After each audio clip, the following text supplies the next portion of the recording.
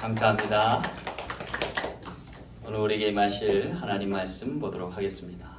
오늘 우리에게 주실 하나님 말씀은 시작성경 누가복음 2장 8절에서 14절 말씀. 누가복음 2장 8절에서 14절 말씀. 그 지역의 목자들이 밤에 밖에서 자기 양떼를 지키더니 주의 사자가 곁에 서고 주의 영광이 그들을 두루 비추매 크게 무서워하는지라. 천사가 이르되 무서워하지 말라. 보라, 내가 온 백성에 미칠 큰 기쁨의 좋은 소식을 너희에게 전하노라. 오늘 다윗의 동네에 너희를 위하여 구주가 나셨으니 곧 그리스도 주시니라.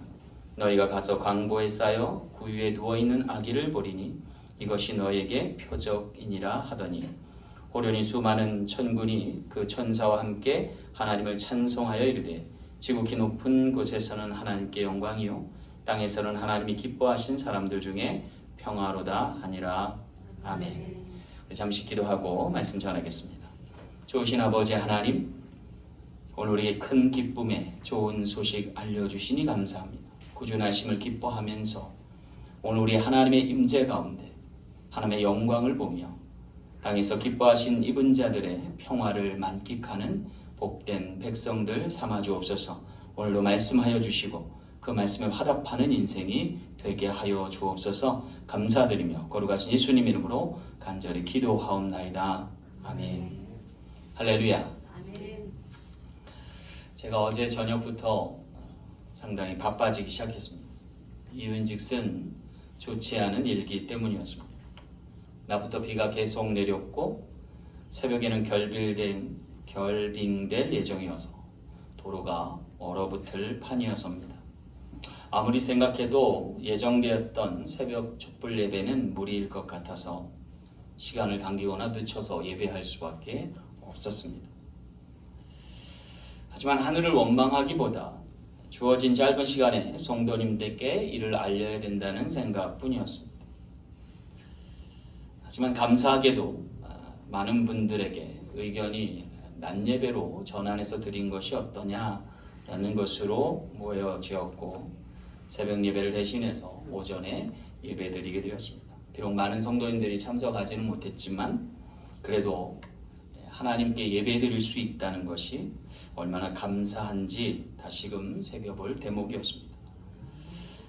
오늘 우리가 성탄의 아침을 맞이하고 주님 오심을 기뻐할 수 있는 것이 얼마나 감사한 일인지 모릅니다.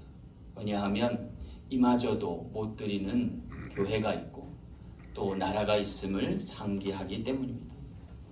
오늘 우리의 인생은 이처럼 예기치 않은 순간을 포함해서 매번 선택하지 않으면 안 될 일로 가득합니다. 그렇지 않나요? 누구를 만나고 무엇을 먹으며 어떤 옷을 살지 하나하나 선택해야만 합니다. 또 어떤 사람을 만나 결혼하고 또 어떤 직업을 선택하며 또 어느 때에 은퇴할지를 결정해야만 할 것입니다. 문제는요, 그 모든 것에 책임이 따르고 그에 상응하는 값을 치루어야만 한다는 것입니다. 이것이 모든 사람에게 상당한 부담으로 다가올 때가 많습니다. 하지만 감사할 것은요, 보다 중요한 일에 있어서는 하나님이 우리의 선택에 맡기지 아니하시고 은혜와 선물로 주실 때가 있다는 겁니다. 예를 들면 오늘 우리가 인종과 민족을 선택할 수 없습니다. 부모와 형제도 선택할 수 없으며 자녀를 선택할 수 없게 하셨습니다. 그것은 어디까지나 운명으로 받아들일 일이고 은혜로 여길 수밖에 없는 일이어서입니다. 그 무엇보다 은혜와 숙명으로 받아들일 일이 또 한 가지 있습니다. 그것은 바로 구주 예수님을 영접하는 것입니다. 그것은 선택으로 받고 안 받고의 문제가 아니라 믿음과 은혜로 기쁨과 감사로 받을 일인 것입니다. 그러할 때 그 소식은 그 어떤 소식보다 기쁘고 참된 복음이 될 줄 믿습니다. 오늘 본문의 목자들이 그와 같이 예수님을 맞이하며 영접하게 이루었습니다. 그리고 그것을 전하고 전파하게 되었고 그것이 오늘날 복음이 되어서 모든 이들과 온누리와 땅끝까지 복음 전하게 되는 계기가 된 것을 볼 수 있습니다. 자, 그렇다면요, 이 복된 소식, 복음은 어떤 것이며 오늘 우리에게 어떤 역사를 일으킬까요? 오늘 말씀을 통해서 복음에 관한 증거를 받는 저와 여러분 되시길 간절히 소망합니다. 첫 번째 복음은요, 지킬 만한 것입니다. 오늘 8절 말씀 보겠습니다. 그 지경의 목자들이 밖에서 밤에 자기 양떼를 지키더니 그랬어요. 여기 목자들이 밤에 자기 양떼를 지켰다 하고 있습니다. 문제는요, 이것이 밤에까지 이어졌다는 기록인 거예요. 다시 말해 낮부터 일한 목자들이 밤에까지도 일을 했어야만 했다라고 하는 대목입니다. 이것이 예수님 나심을 가장 가까이서 목격하고 증거했던 이들의 삶의 단면인 것을 볼 수 있습니다. 어쩌면 목자들이 자신의 거처나 숙소가 아닌 야영지에서 밤을 보냈어야만 했던 것은 개인적인 입장으로는 참으로 야속한 일일 수 있겠지만 주님을 맞이하고 주님께 경배하고자 했던 하나님의 계획 안에선 예비된 것이라 할 수 있을 것입니다. 여러분, 목자들이 밤새도록 양떼를 지킨 이유가 뭡니까? 그것은 이 양떼들이 지킬 만한 것이어서입니다. 여기 언급되고 있는 지경이라고 하는 표현은 예루살렘 근교의 베들레헴을 나타냅니다. 예루살렘 근교인 베들레헴에서 길러진 양들의 특징이 있어요. 그건 뭐냐면 성전에 바쳐질 번제의 예물로 쓰일 수 있다. 다른 양들과는 달리 그것은 하나님께 드려질 제사의 도구며 예배의 희생이었을 수 있다라고 하는 거예요. 여러분, 목동 다윗이 베들레헴에서 나고 자랐어요. 그리고 그에게 주어진 양떼들이 있었어요. 그런데 성경에 보면 목동이었던 다윗이 생명을 걸고 양들을 지켰다는 기록들이 있어요. 왜일까요? 그것은 바로 특별한 예물이었기 때문에, 하나님께 드려질 수 있는 희생의 제물이었기 때문에 그렇다. 보통 양이 아니었다라고 하는 것입니다. 따라서 지금 밤이 맞도록 그들이 수고했던 이유가 뭐예요? 이 양들이 지킬 만한 양들이었기 때문에 그렇습니다. 오늘 우리가 여기서 주목해 봐야 돼요. 오늘 우리가 예배를 대함이 주님 앞에 무릇 지킬 만한 것인가 라는 것을 되짚어 봐야 할 일이기 때문에 그렇습니다. 어제 제가 갑자기 좀 바빠졌어요. 왜냐하면 촛불 예배를 드릴 때는 좀 약식으로 드려져서 설교도 짧게 준비하면 되고 파워포인트 굳이 안 만들어도 되고 주보도 간략하게 순서가 나오기 때문에 굳이 필요하지 않을 수 있었습니다. 그런데 새벽 예배가 낮 예배로 바뀌면서 이 모든 것이 필요한 거예요. 그래서 어제 그냥 계속 연신 사역하느라고 저녁 늦게까지 바빴어요. 그런데 오늘 예배를 드리니 감사함에 이르게 됐어요. 왜냐하면 물론 새벽에도 나오셨을지 모르겠지만 우리 박종남 집사님, 우리 초롱이네 가정이 다 와서 함께 예배 드릴 수 있어서 너무 기쁜 것 같아요. 이 낮 시간이라 오히려 편한 마음으로 아이들까지 다 오지 않았나라는 생각을 하면서 이 또한 예비된 시간이다라는 생각에 제가 감사하지 않을 수 없게 됐습니다. 여러분, 오늘 우리 가운데요, 지킬 만한 것이 뭔지를 항상 생각해 볼 대목입니다. 그리고 하나님은 그것을 지킬 수 있도록 오늘 우리의 처지와 형편을 어루만져 주신다는 거예요. 여기 그들이 야영지에서라도 잠을 청할 수 있겠고 주의 천사를 만나서 예수님의 나심을 맞이할 수 있었던 이유는 뭐예요?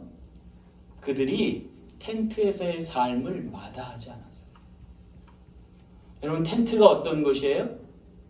가변적인 공간이 돼요. 필요할 때는 이동할 수 있는 수단이 돼요.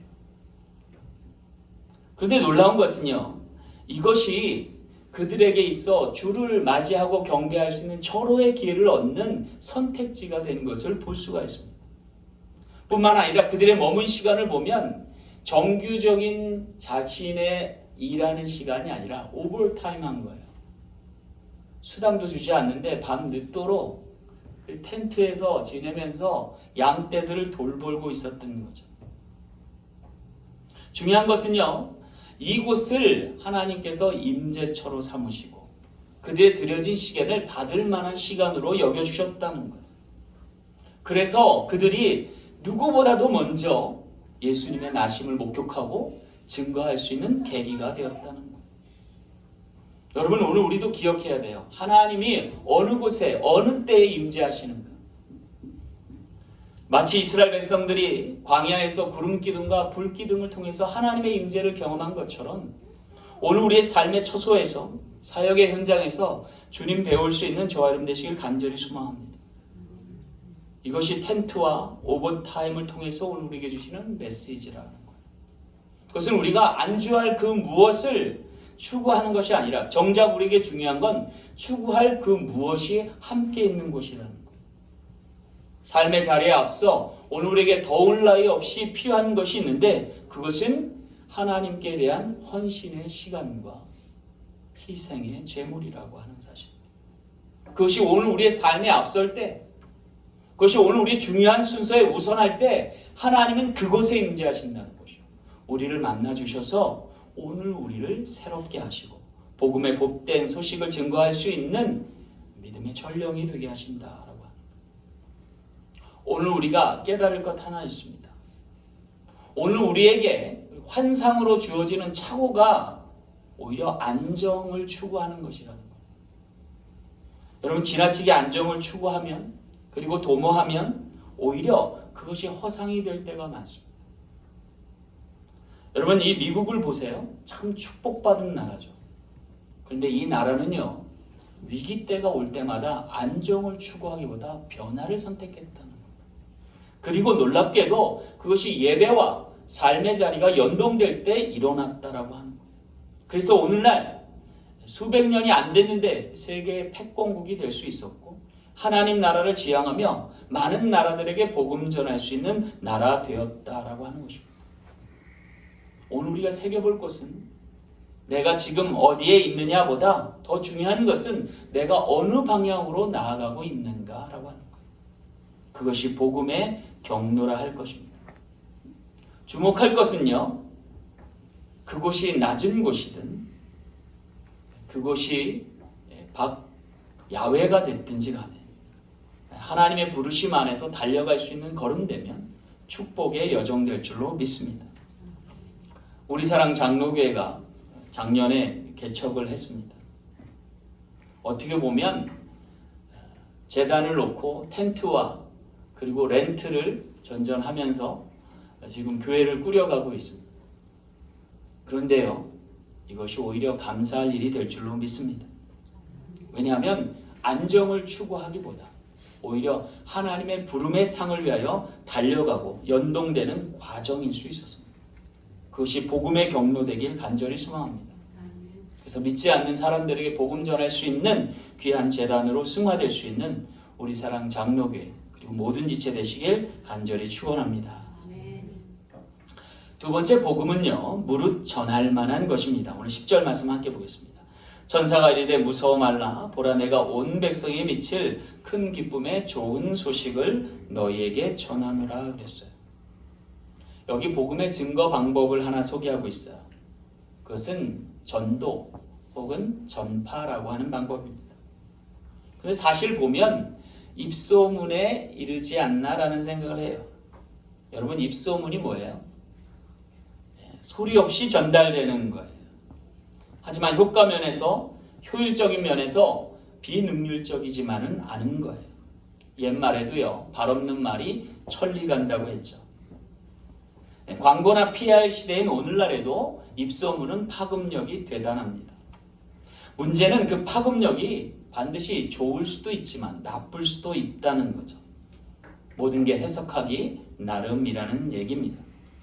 중요한 것은요, 사람들의 오해가 아니라 진실을 전할 수 있어야 한다는 거죠. 그래서일까요? 오늘 본문 말씀에 보면 천사들이 목자들에게 복음을 전해줬고 목자들이 온 베들레헴 전역에 이 복된 소식을 알리기 시작했다는 거죠. 여기서 이 복음의 경로가 은혜의 경로된 것을 볼 수가 있습니다. 왜냐하면 위로부터 아래로 흐르기 때문에 그래요. 그리고 그 전하는 소식이 전할 만한 그 무엇이었기 때문입니다. 여러분 이것이 굉장히 오늘 우리에게 중요해요. 왜냐하면 오늘 우리의 삶에 복음의 경로가 오늘 우리를 통해서 임하기를 소망하기 때문입니다. 따라서 오늘 우리는요, 위의 것을 주목해야 돼요. 하나님으로부터 비롯된 것을 전해야 돼요. 그럴 때 오늘 우리가 복음의 경로가 된다는 것입니다. 천사들의 임재, 그들이 변화되었고 그들을 통해서 복음이 전달된 것을 잊지 말아야 할 것입니다. 그리고 그것이 바로 예수 그리스도 구주 나심을 알리는 대목이었다는 거예요. 전할 만한 소식이었다라고 하는 거죠. 여러분 마라톤의 유래를 아십니까? 승정보를 전하기 위해서 42.195km를 마다하지 않고 뛸 수 있었기 때문에 중요한 것은 오늘 우리가 복음의 통로가 되고 있느냐라고 하는 거예요. 비록 우리 교회가 지금은 미약하지만 하나님께서 함께 하셔서 복음의 경로가 되면 크고 창대한 역사가 이루어질 줄 믿습니다. 그래서 지역사회는 물론이고 온 미주와 땅끝까지로 복음 전할 수 있는 귀한 재단 되길 간절히 소망합니다. 올해 2020년 우리는 양선하는 교회로 정했는데 내년에는 선교하는 교회로 하나님이 명하여 주셨습니다. 코로나 바이러스 사태 가운데서 어떻게 선교하시려고 그럽니까? 라고 물을 수 있어요. 근데 여러분 거꾸로 한번 생각해 보세요. 지금 세계에서 유일하게 백신이 보급되기 시작한 나라가 어디예요? 미국이에요. 이 미국이 하나님의 은혜를 잊지 않고 그것을 통해서 이제 백신을 수출하는 나라가 될 거예요. 그간의 모든 어려움을 종식하고 가장 먼저 경제가 회복될 것이고 사회가 안정될 것이며 또한 미래를 향하여 밝고 힘찬 발걸음을 멈추지 않을 겁니다. 여기에 편승해서 복음이 전해지길 간절히 소망합니다. 그래서 지금 우리 아이들이 한 10여 명의 교회를 못 나오고 있어요. 오늘 감사하게도 3명의 어린이가 나왔어요. 얼마나 귀한지 모르겠어요. 이제 시작이에요. 그죠? 내년에는 우리가 교육전사님을 좀 모셔서 내년에는 우리 아이들이 아프리카 또 남아메리카 복음 전하러 다닐 수 있는 귀한 아이들로 세우려고 그래요. 하나님이 함께 하시면 오늘 우리가 전할 만한 그러한 복음의 교회 되어서 하나님 나라 귀에 일치할 수 있는 복된 재단 되길 간절히 소망합니다. 오히려 위기가 기회예요. 이제 선교를 통해서 하나님의 큰 붕의 역사를 볼 수 있는 또 많은 영혼 구원하여 하나님께 영광 돌리시는 귀한 재단 되길 간절히 소망합니다. 마지막 세 번째 복음은 무릇 간직할 만한 것입니다. 오늘 12절 말씀 볼게요. 너희가 가서 광보에 쌓여 구에 누인 아기를 보리니 이것이 너에게 표적이니라 하더라. 여기 표적이 의미하는 바가 뭘까요? 뭘 표적이라고 하나요? 그것은 바로 간직할 만한 간증을 의미해요. 근데 문제는요, 강보에 쌓여 구유에 누인 아기가 표적이라는 거예요. 다시 말하면 많은 사람들에게 간직할 만한 그 무엇이란 얘기예요. 근데 여러분, 구유가 뭐예요? 소나 말이나 양들의 먹이통이에요. 강보는 뭐예요? 강보는 아기를 이렇게 싸매는 천 같은 거예요. 여러분, 구유는 하찮은 것이고 강보는 흔하디 흔한 거예요. 이것이 간직할 무엇이 될 수 있나요? 표적이라고 말할 수 있나요? 그런데 오늘 성경은 그것이 표적이라고 말합니다. 여러분, 이것이 어떻게 표적이 될 수 있어요? 그것은 그 안에 담겨질 이가 하나님의 아들이기 때문에. 포장, 현상은 사실 중요한 게 아니죠. 그것을 담고 있는 내용과 본질이 중요하기 때문에 그래요. 그럼에도 불구하고 강보에 쌓여 구에 누긴 그 아기가 왜 표적이 되는 것일까요? 그것은 바로 이 복음의 특성을 말해주기 때문에 그래요. 복음은 항상 처음엔 미약하지만 그 끝에 창대함을 나타내주기 때문에 그래요. 더 놀라운 것은요, 위대하신 하나님이, 높고 거룩하신 하나님이 이 낮고 천한 구유에 그리고 강보에 쌓여 임재할 수 있는가라는 거예요. 여러분, 우리가 생각할 때 기적과 표적을 어떻게 생각해요? 크고 강하고 높고 위대할 때 기적이라고 그래요. 그런데 여러분, 반대로 생각해 보셨어요? 작고 미약하고 천한 사람이 크고 강대하고 위대하게 되는 것만이 기적이 아니에요. 높고 위대하시고 강하고 능하신 이가 작고 약하고 천해지는 게 사실은 더 힘들어져요. 그렇지 않나요, 여러분? 개천에서 용 나는 게 쉽겠어요? 용이 개천으로 들어가는 게 쉽겠어요? 이것은 놀라운 표적이에요. 하나님의 위대하신 간직할 만한 그 무엇이라는 걸 오늘에게 나타내 주는 거예요. 그런데 하나님은 왜 이 같은 결정을 내리신 걸까요? 그리고 오랜 시간 동안 준비하셨던 걸까요? 그것은 더 많은 영혼을 구원하기 위한 하나님의 계획이시라. 이것이 은혜 위에 은혜라는 거예요. 이보다 더한 사랑은 없다는 뜻이에요. 그래서 요한복음 3장 16절 말씀에 하나님이 세상을 이처럼 사랑하사 독생자 예수를 주셨으니 이는 저를 믿는 자마다 멸망치 않고 영생을 얻게 하려 하심이라 하시니. 사랑하는 성도 여러분, 온 인류가 간직할 만한 예수님, 그분이 아기로 오시고 강보에 쌓여 구에 누이신 것이 오늘 우리에게 표적이에요. 그 누구도 구원할 수 있는, 그 어떤 사람도 살릴 수 있는 하나님의 능력을 보시고, 그래서 오늘 우리의 신앙에 간직할 만한 그 무엇으로 늘 주님과 함께 할 수 있는 저와 여러분 되시길 간절히 소망합니다. 프랑스 파리의 루브르 박물관에 다빈치의 작품 중 모나리자가 전시되었었다고 합니다. 그런데 이 작품이 도난당한 거예요. 당시 파리 시민들은요, 그림이 도난당했다는 소식을 듣고 박물관 광장에 모여들어서 눈물을 흘리고 통곡했다고 해요. 그만큼 이 대중의 사랑을 받았던 작품이었고, 이 작품에 대한 시민의 사랑이 남달랐던 것을 볼 수 있었던 대목이랍니다. 흥미로웠던 것은 뭐냐면, 이 분실된 그림을 다시 찾는데 2년여의 시간이 걸렸는데, 놀랍게도 이 2년의 시간 동안 관람객 수가 무려 6배나 증가했대요. 그림이 있을 때보다 사라졌을 때가 더 많은 수의 관람객들이 모여서 6배나 이르렀다는 거예요. 왜 그런 것일까요? 빼앗기고 나니까, 잃어버리고 나니까 그 소중함의 가치를 더 한번 깊이 깨닫게 되었기 때문이랍니다. 여러분, 어쩌면 우리 삶에도 놓치지 말아야 할 순간들이, 소식들이 있음을 돌아보게 됩니다. 오늘 본문 말씀에서 온 인류가, 모든 사람이 잊지 말고 잃어버려서는 안 될 소중한 메시지 하나를 전달하고 있습니다. 그것은 바로 하나님의 아들이요 구주 되신 예수님이 이 땅 위에 사람의 형체를, 그것도 아기의 모습으로 임하셨다는 소식입니다.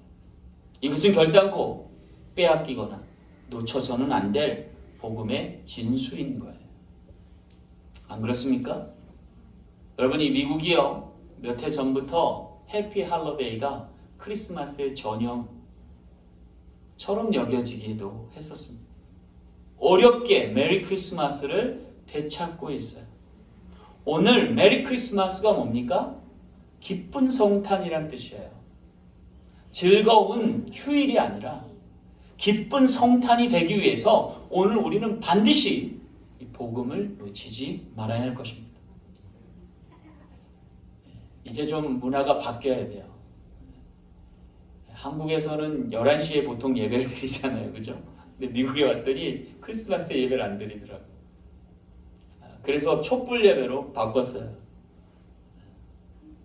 그런데 오늘 하나님께서 예기치 않은 날씨를 통해서 어렵사리 11시 예배를 다시 드리게 돼요. 오늘날 저는 지금 주일인지 오늘이 금요일인지 헷갈려요. 그럼에도 감사해요. 왜냐하면 단 한 사람이라도, 단 한 가정이라도 주님의 나심을 기뻐 맞이할 수 있으면 그것으로 하나님이 기뻐하실 일이겠다 하는 생각입니다. 베들레헴 목자들, 그 소수의 사람들이 주님 이 땅에 오실 때 목격자 됐어요. 그런데 그들이 복음을 앞서 증거할 때에 오늘 온 인류가 주님의 오심을 기뻐 맞이할 수 있는 성탄을 맞게 된 줄 믿습니다.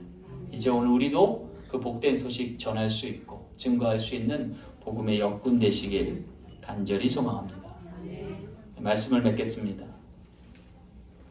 오늘 우리에게 시대를 초월하여 선택할 수 없는 것 두 가지가 있습니다. 하나는 여러분 태어날 때를 선택할 수 없어요. 또한 죽을 때도 선택하지 못해요.